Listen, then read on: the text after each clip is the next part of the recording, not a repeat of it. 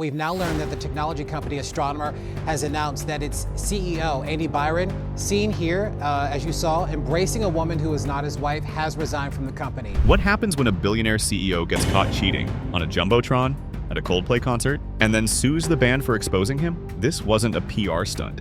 This was real. And what started as a 15-second joke from Chris Martin turned into a lawsuit, a corporate investigation, and the total destruction of a billion-dollar empire. But here's what no one saw coming. The woman at the center of it all, she didn't just disappear, she kept the emails. She saved the receipts, and if she speaks, the entire executive team could go down with him. So how did a Coldplay concert turn into the biggest workplace scandal of the year? Buckle up, because the real story didn't happen on stage. It happened in the shadows behind it. Nobody could believe it at first. A billionaire CEO suing Chris Martin over a kiss cam joke? When the headline hit, tech CEO Andy Byron files lawsuit against Coldplay frontman Chris Martin. People genuinely thought it was satire, a meme, maybe even one of those TikTok bits that gets taken too far. But then legal blogs picked it up, actual court filings were leaked, and suddenly it wasn't funny anymore. The internet froze. Chris Martin, the soft-spoken frontman of Coldplay, a man known more for ballads and bracelets than controversy, was being dragged into court for something he said on stage. Something that, to most people, sounded like an innocent passing joke. Either they're having an affair or they're just very shy. That was it. One sentence, 15 seconds, spoken in front of a crowd of 40,000 fans during a Coldplay concert. But in those 15 seconds, Chris Martin didn't just call attention to two random audience members. He accidentally exposed what many now believe was a full-blown corporate affair between CEO Andy Byron and his company's head of HR, Kristen Cabot. And from that moment on, their lives and careers were never the same. Because what Chris thought was just a funny moment turned out to be a very real, very damaging truth. And instead of owning it, Andy Byron launched a legal attack on Chris, on Coldplay, on the entire stadium. But to understand why that lawsuit backfired so spectacularly, you have to rewind to the exact moment it all unraveled. The night of the concert, when a jumbotron turned into a courtroom. It was supposed to be magic. Fenway Park, a warm summer night, Coldplay in the middle of a sold-out set, the crowd swaying, phones glowing, confetti drifting through the air like snowflakes. And then, the jumbotron lit up. It was kiss cam time. You know how it usually goes. An older couple shyly pecks each other. Two teens scream and laugh as their friends egg them on. But this time, the stadium didn't get a feel-good moment. It got pure, unfiltered awkwardness because the camera landed on two people who looked like they'd just seen a ghost. The man, Andy Byron, billionaire tech CEO. The woman, Kristen Cabot, head of HR at his company, Astronomer. Neither of them was married to the other, but both were, in fact, married. For a second, they froze. Then Kristen turned away, face pale. Andy just stared straight ahead. The vibe was icy, tense, off. The kind of moment you feel in your gut before your brain even catches up. And then Chris Martin saw it. On stage, mid-song, guitar in hand, he glanced up at the screen and without missing a beat, cracked a line that would end up changing everything. Either they're having an affair or they're just very shy. The crowd burst into laughter, a harmless quip, or so it seemed. But for Andy and Kristen, the damage was done. Within minutes, the clip hit TikTok. By the time the concert ended, hashtags were trending. And people weren't just speculating, they were investigating. Because something about that reaction, that discomfort, it didn't look random, it looked personal. And that's when the internet and Andy's carefully polished image began to unravel. By the next morning, Andy Byron wasn't just trending, he was imploding. Insiders from Astronomer, the billion-dollar tech company he founded, said the fallout started before he even made it home. Slack channels lit up, employees started whispering, laughing, and screenshotting, emails were flying, and by noon the company had launched a formal internal investigation. Why? Because this didn't look like a one-time incident. This looked planned. Sources claimed Andy and Kristen didn't show up separately. They arrived together. Matching outfits, same luxury car, same row, seated just a little too close. Witnesses sitting nearby described their body language as playful, intimate, and absolutely not professional. One TikTok commenter put it perfectly. That wasn't a workplace event, that was a date. The internet agreed. Memes started pouring in. Andy and Kristen's faces superimposed onto the office scenes. Coldplay lyrics twisted into HR punchlines. One viral post read, "Fix your marriage, not your lawsuit." But inside Astronomer, it wasn't just memes, it was mutiny. Employees who once admired Andy's no-nonsense leadership were now joking about his hypocrisy. One anonymous message circulating internally read, "So this is how you get one-on-one with the CEO." The irony? Just weeks earlier, Andy had publicly praised the company's zero-tolerance policy for workplace relationships and unethical behavior. He even told a tech magazine that Astronomer's leadership was held to the highest standard of conduct. Now, that same man was caught getting cozy with the very person responsible for enforcing those rules. And people weren't just questioning questioning what happened at the concert. They were asking, how long has this been going on? And who else at the company knew? Just 2 weeks before the Coldplay concert, Andy Byron had given an interview about ethics. In it, he proudly claimed, "Our leaders are expected to set the standard in both conduct and accountability." Now, that quote was being printed on coffee mugs and meme templates, because Andy wasn't just the CEO.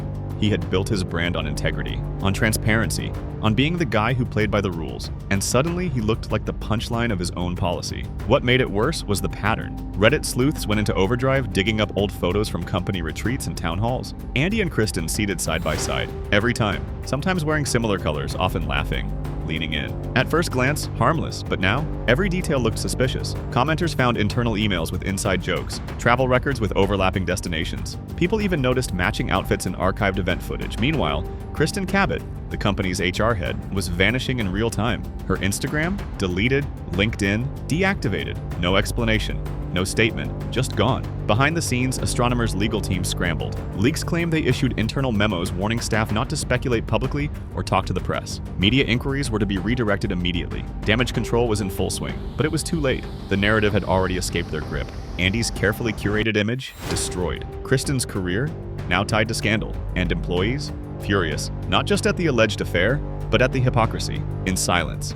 In the sense that while leaders were breaking the rules, the rest of the company was expected to pretend nothing happened. And as one anonymous source put it, the issue wasn't that he got caught. The issue was how fast he tried to bury her. As the company scrambled, Kristen Cabot said nothing. No interviews, no social posts, no denial. But make no mistake, she wasn't disappearing. She was preparing. Insiders say Kristen felt blindsided, not by the internet, but by Andy. Behind closed doors, he was already distancing himself, telling board members it was a misunderstanding, framing her, allegedly, as the one who crossed the line. And the second that narrative started spreading inside Astronomer, Kristen made her move. She didn't quit.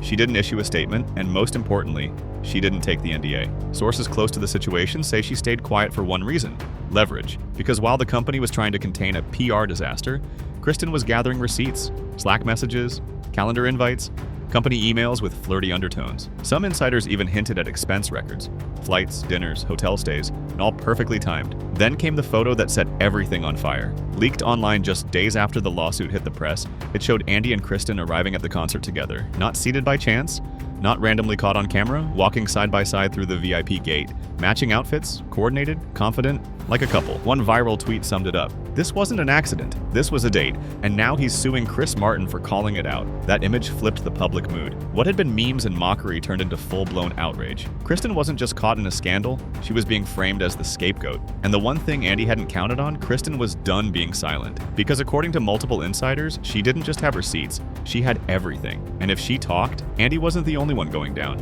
With his company crumbling, his image shredded, and Kristen quietly building a war chest of evidence, Andy Byron did the one thing no one expected. He sued Coldplay. More specifically, he sued Chris Martin for defamation, reputational damage, and emotional distress over a joke. 15 seconds of commentary that the rest of the world had already moved on from. The internet couldn't believe it. Court documents began circulating, and reactions ranged from stunned to hysterical. Memes exploded across platforms. Chris Martin photoshopped into courtroom sketches. Coldplay lyrics turned into punchlines. One post went viral with the caption, "Your Honor, I will try man to fix you." But inside Astronomer, things weren't so funny. Sources say board members were blindsided. No one had signed off on the lawsuit. Executives were furious.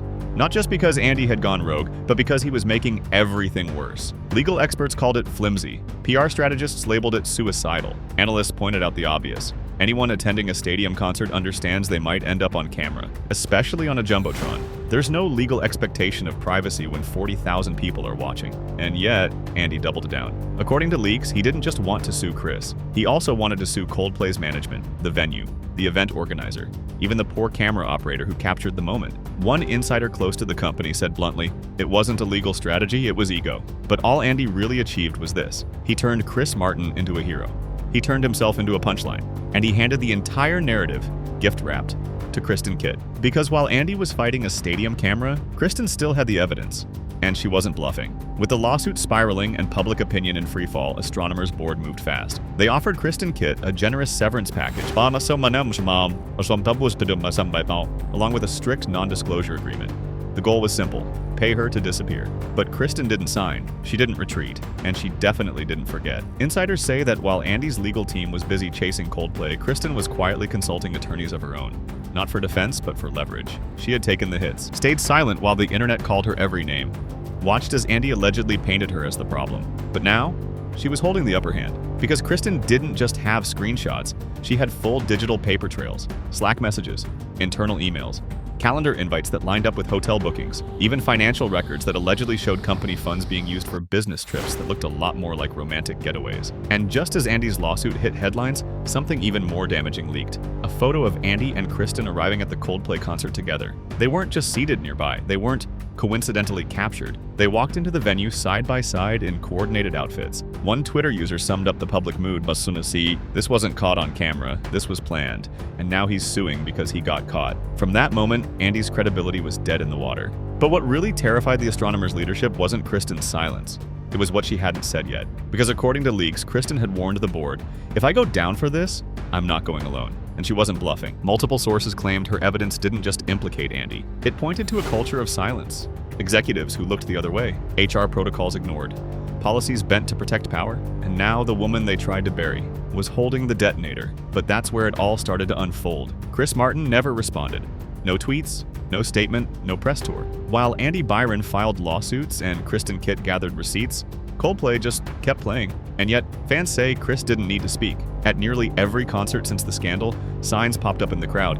"We're just very shy." The same line that detonated a billion-dollar empire had now become merch, memes, and part of Coldplay lore. The kiss cam? It's become a moment. Couples now fake awkward reactions on purpose, turning the scandal into a running joke that somehow made Coldplay even more iconic. But back at Astronomer, no one's laughing. Insiders say Andy Byron went completely silent. No apology, no retraction. His legal team quietly dropped the lawsuit before discovery could begin, likely fearing what Kristen's evidence would expose if it became public record. Behind closed doors, the company was in chaos. Board members reportedly convened an emergency vote. One leak claimed the consensus was near unanimous. The trust is gone. It's not if he leaves, it's when. As for Kristen, she's out, quietly resigned. But word is she still hasn't signed anything. And according to those close to her, she's been documenting everything, not just for protection, but for potential publication. A statement, a tell-all, something that could reshape how corporate scandals are handled in the digital age. Because the truth is, this story was never really about a joke. It was about exposure, about ego, about a man who thought suing a rock star would erase a 50-foot stadium screen, and a woman who, when thrown under the bus, decided to hit record. The kiss cam moment may be over, but Kristen's silence, that clock is still ticking. And when it stops, this won't be just a footnote in Coldplay trivia. It'll be the day corporate America got caught on camera,